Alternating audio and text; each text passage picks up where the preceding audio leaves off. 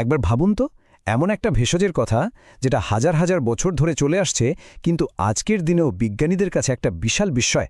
হ্যাঁ, আজকে আমরা ঠিক এই অশ্বগন্ধারই রহস্যটা খুঁজে বের করব। দেখব কিভাবে একটা প্রাচীন শিকড় আজকের দিনের সাপ্লিমেন্টের বোতলে এসে জায়গা করে নিল।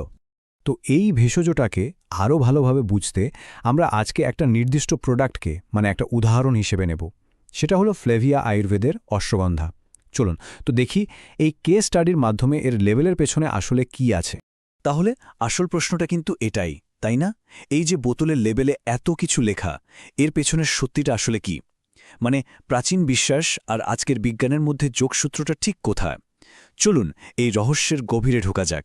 আমাদের আজকের এই যাত্রায় আমরা প্রথমে চলে যাব এর হাজার হাজার বছরের ইতিহাসে, তারপর ডুব দেব এর ভেতরের বিজ্ঞানে, দেখব আধুনিক গবেষণা কি বলছে, আর সব শেষে জেনে নেব এটা ব্যবহারের সঠিক নিয়মকানুন। ভাবা যায় ব্যাপারটা? আমাদের আজকের গল্পের শুরু কিন্তু প্রায় ৬,০০০ বছর আগে। অশ্বগন্ধা শুধু একটা গাছ না, এটা আয়ুর্বেদিক চিকিৎসার একটা বলতে পারেন মূল স্তম্ভ, যা বহু বহু বছর ধরে ব্যবহার হয়ে আসছে। এই যে গাছটা দেখা যাচ্ছে, এটাই হলো অশ্বগন্ধা। এর একটা সায়েন্টিফিক নামও আছে, উইথানিয়া সোমনিফেরা। কিন্তু জানেন, এর আসল পাওয়ারটা লুকিয়ে আছে এর শিকড়ে। হাজার হাজার বছর ধরে কিন্তু এই শিকড়টাই চিকিৎসার কাজে ব্যবহার করা হয়েছে। আয়ুর্বেদে এটাকে একটা বিশেষ নামে ডাকা হয়, রসায়ন। ব্যাপারটা অনেকটা আমাদের শরীরের জন্য একটা রিচার্জ বাটনের মতো, যা জীবনী শক্তি বাড়িয়ে দেয় আর সবকিছুকে আবার ট্র্যাকে ফিরিয়ে আনে।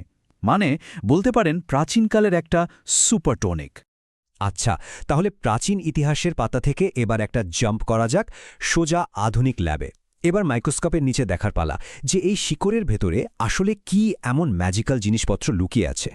তো এই সেকশনে আমরা দেখব অশ্বগন্ধার অ্যাক্টিভ কম্পোনেন্টগুলোকে কি, আর কেনই বা এটাকে এত পাওয়ারফুল একটা হার্ব হিসেবে ধরা হয়। অশ্বগন্ধা কিভাবে কাজ করে সেটা বুঝতে গেলে অ্যাডাপ্টোজেন শব্দটা জানাটা খুব জরুরি।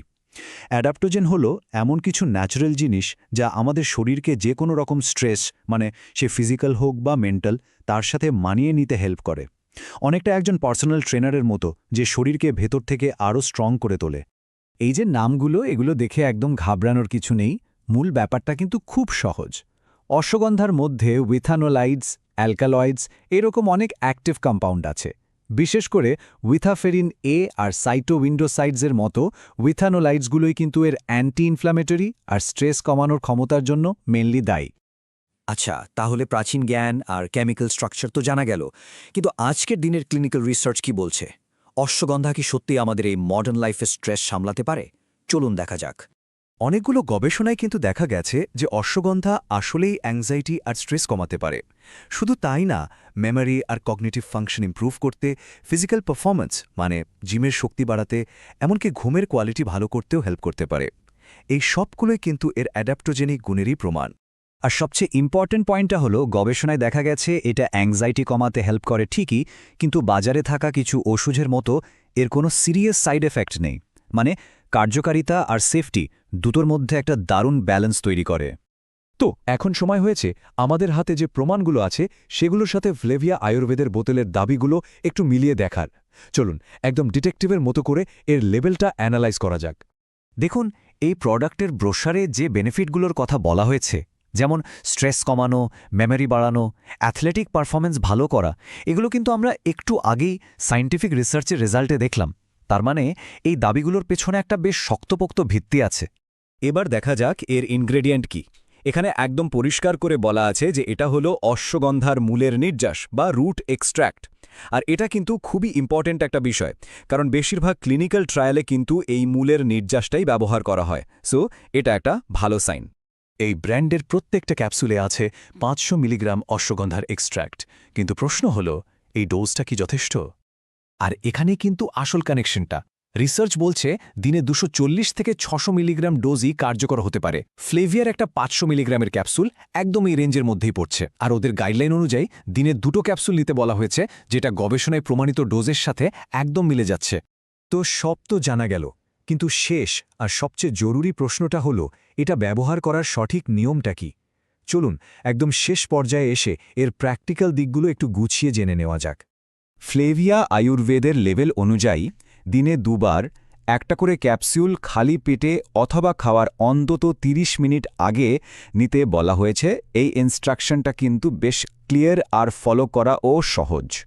অশ্বগন্ধা সাধারণত দুটো ফর্মে পাওয়া যায়, একটা হলো পাউডার বা চূর্ণ আর একটা ক্যাপসুল। পাউডারটা ট্র্যাডিশনাল হলেও এর পিউরিটি মেনটেন করাটা একটু কঠিন হতে পারে। অন্যদিকে ক্যাপসুলে একটা নির্দিষ্ট আর সুবিধাজনক ডোজ পাওয়া যায় আর ভেতরের কেমিক্যালগুলো ভালোমতো স্টোর করা থাকে। তবে কয়েকটা বিষয় অবশ্যই মাথায় রাখতে হবে। অশ্বগন্ধা সাধারণত শর্ট টার্ম ব্যবহারের জন্য সেফ, কিন্তু প্রেগন্যান্সির সময় এটা অ্যাভয়েড করাই ভালো। হজমের সুবিধার জন্য এটা দুধের সাথেও নেওয়া যেতে পারে। আর সবচেয়ে বড় কথা হলো, এটা কিন্তু কোনোভাবেই হ্যাবিট ফর্মিং না, মানে এতে কোনো অ্যাডিকশনের ভয় নেই। তাহলে ব্যাপারটা কি দাঁড়ালো? অশ্বগন্ধার মতো প্রাচীন ভেষজ আমাদের আজকের এই আধুনিক জীবনে একটা দারুণ সাপোর্টিভ টুল হতে পারে, যদি আমরা এর পেছনের সায়েন্সটা বুঝি আর জেনে বুঝে সচেতনভাবে এটা ব্যবহার করি। আসলে সুস্থ থাকার এই পুরো জার্নিটাতে সঠিক জ্ঞানটাই তো সবচেয়ে বড় শক্তি, তাই না?